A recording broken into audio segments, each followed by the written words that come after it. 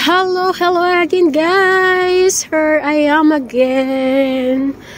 Nag-walking na naman kami guys. So, ito lang po yung aming kasayahan dito guys.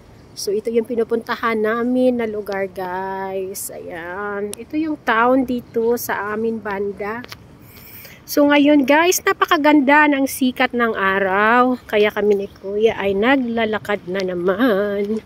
So, yan guys, ang ganda talaga ng sikat. Ang ganda minsan guys, pag nainitan, no? Sa Pilipinas, laging nagrereklamo, mainit. Ay nako, tapos dito naman malamig. Pag mainit naman, mainit.